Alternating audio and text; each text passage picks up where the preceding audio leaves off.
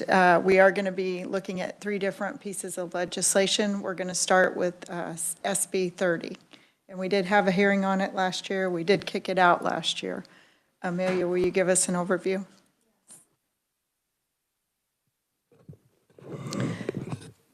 Madam Chair, yes, the committee did recommend that the bill be passed last year, and the bill was re-referred to committee earlier this session.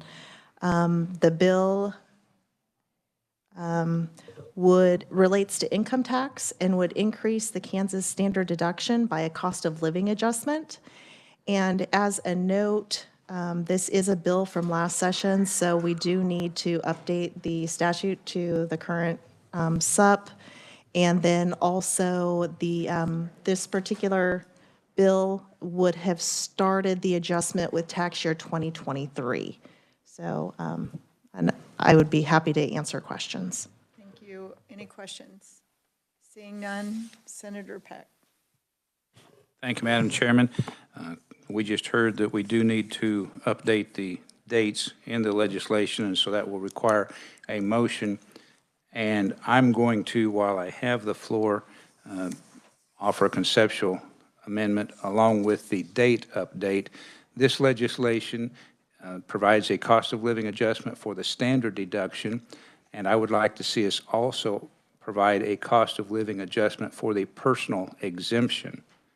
So that would be my motion, to allow the reviser leeway to update the dates because I don't have them in front of me at this time, but to add the personal exemption along with the standard deduction would be increased by an annual cost of living adjustment. That's a motion. It's a motion. Thank you. It's been moved, and I'll make the second. Moved by Senator Peck, seconded by Senator Tyson. Discussion on the motion.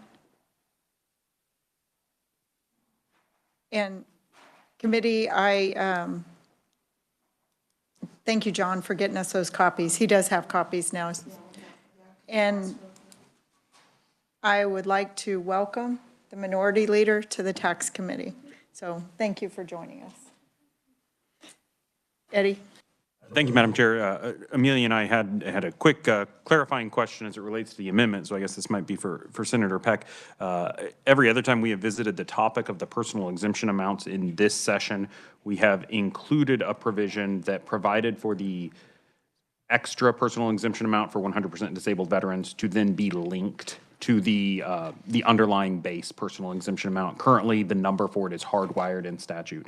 And staff just wants to clarify, as part of your adjustment here to the personal exemption amount, since it is a conceptual amendment, do you intend to also include that linking of the amount to the disabled veterans piece? Senator Peck. Thank you, Madam Chairman. Yes, all personal exemption amounts would be adjusted. Disabled veterans, whatever is considered personal exemption. But yes, thank you. John.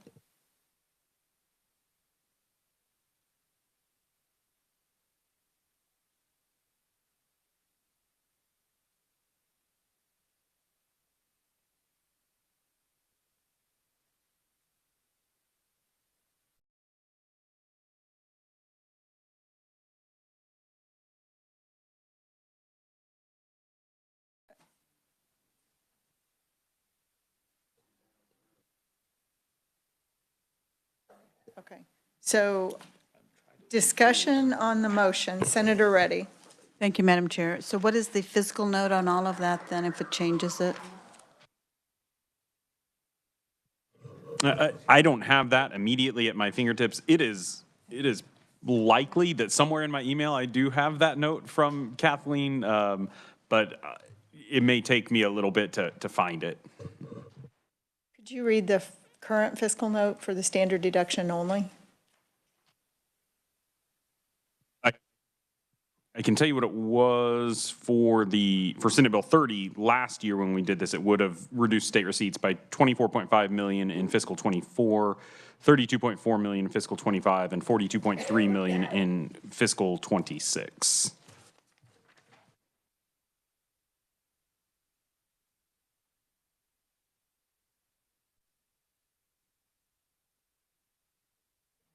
So Senator Reddy, is that Yes. Okay, thank you. Committee, any other discussion? Seeing none, all those in favor of the motion, say aye. Aye. All those opposed, nay. Motion carries. We're back on the bill. Senator Peck? Thank you, Madam Chairman. I would move that the Senate Assessment and Taxation Committee pass Senate Bill 30 and recommend it as amended and recommend it favorably for passage. It's been moved by Senator Peck, seconded by Senator Erickson. Discussion on the motion. Seeing none, all those in favor say aye. Aye. All those opposed, nay. Motion carries. John, 436, or 435 next. Yep.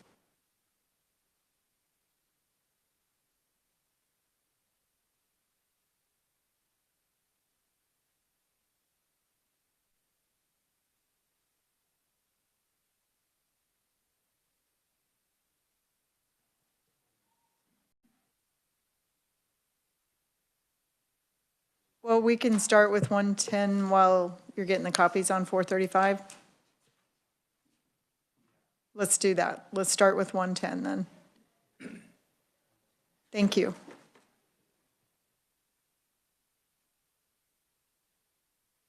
John, you are more organized than anybody knows. And we're going to cut you a lot of slack. It's your birthday.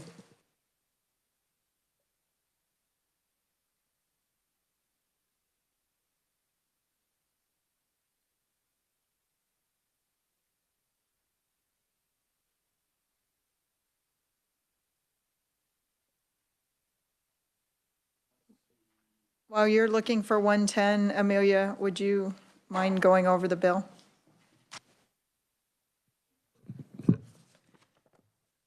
Madam Chair, Senate Bill number 110 also addresses income tax and relates to Kansas adjusted gross income.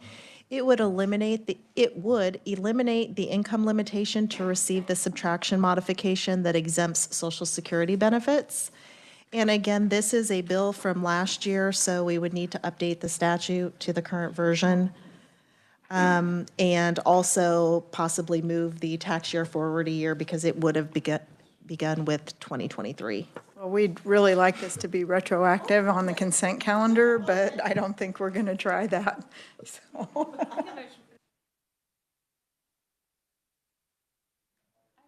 Boy, I think the committee, Senator Peck. Madam Chair, I can. It's my bill. My constituents have waited a long time for this policy item, so I'll make a motion to put it on the consent Senator, calendar. we passed this out in my bill, but go ahead. I'm not going to argue. Go ahead. My name's on the bill, I think, but I will pass it out on the consent calendar, 110. Okay. It's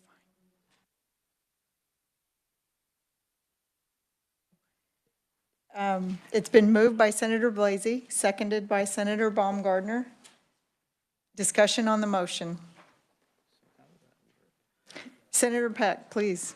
Thank you, Madam Chairman. So as is today, there would need to be individual income tax filers file an amended return for 2023. And 2024.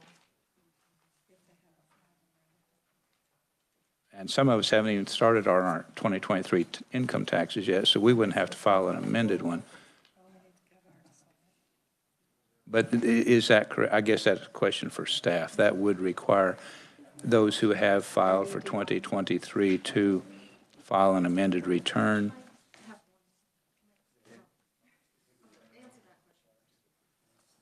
Yeah, with the effective date of this statute being the statute book, any filer who doesn't file on an extension request would have to file an amended return because the filing deadline is prior to the statute book effective date. So, committee, the major issue for this about the consent calendar, and I love the idea, but it is effective in last year's statute book, which is impossible to do. So we have a choice. We can pass it out and amend it later in the process, or we can do the right thing and amend it now. Senator Blasey. I appreciate that, Madam Chair, and we should do the right thing always now. I'm just curious if, I guess, what's the intention of the bill? Is it going to run on GO? Senator Blasey, what we could do is, if we amend it now, you can amend the bill to make it retroactive. You can leave the language, and the only thing that you amend is when it takes effect. Which means it wouldn't be allowed on the consent calendar. Right. I That's our dilemma. would move that we at least update the publication to this year's statute book. Is that correct?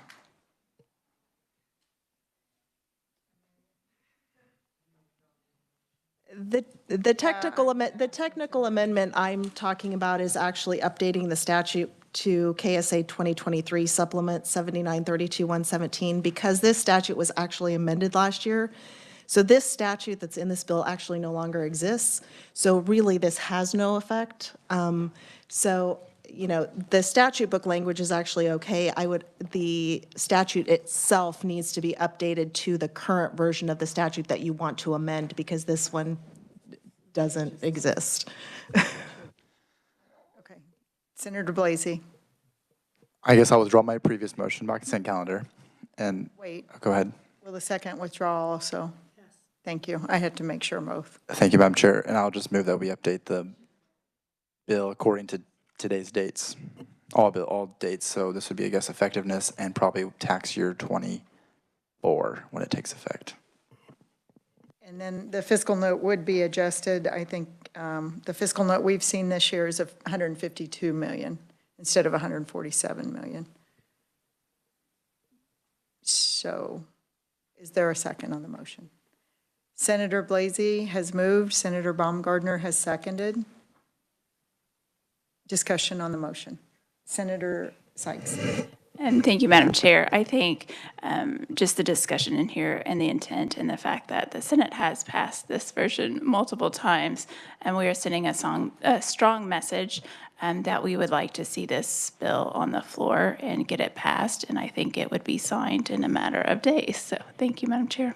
Thank you. This committee has no problem passing this legislation. We have done it several times. Senator Blasey brought it to us, as several others have too. And we crossed it across the floor, I don't know how many times in amendments. Any further discussion on the legislation? Seeing none, all those in favor say aye. Aye. All those opposed, nay. Motion carries. Committee, we're back on 435. Oh, I'm sorry. You guys, I'm just so anxious to get that one across the floor. Senator Blasey. Thank you, Madam Chair. I move that we pass out Senate Bill 110 as amended, favorably for passage. It's been moved by Senator Blasey, seconded by Senator Baumgardner. Discussion on the motion. Seeing none, all those in favor say aye. Aye. All those opposed, nay. Motion carries. Okay. Now 435.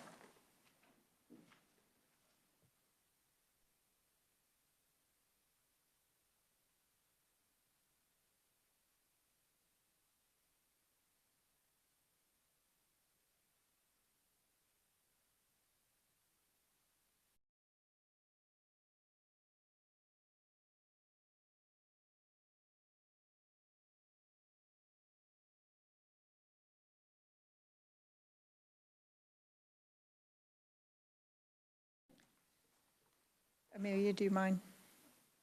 Thank you.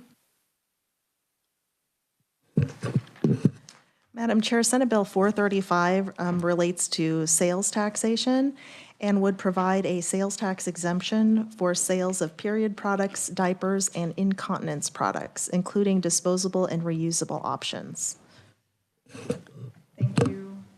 Committee, what are your wishes on the bill? Senator Corson. Thank you, Madam Chair. I would move that the Senate Tax Committee pass out Senate Bill 435 favorably for passage. It's been moved by Senator Corson, seconded by Senator Baumgardner. Discussion on the motion. Seeing none, all those in favor say aye. Aye. All those opposed, nay. No, Would you like to be recorded? not officially.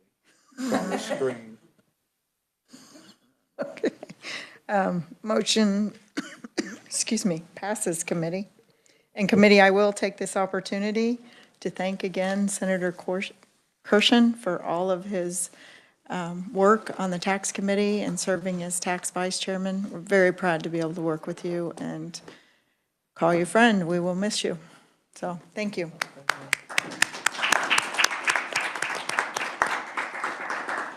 Is there any other business? Seeing none, we're adjourned. Thank you again, committee.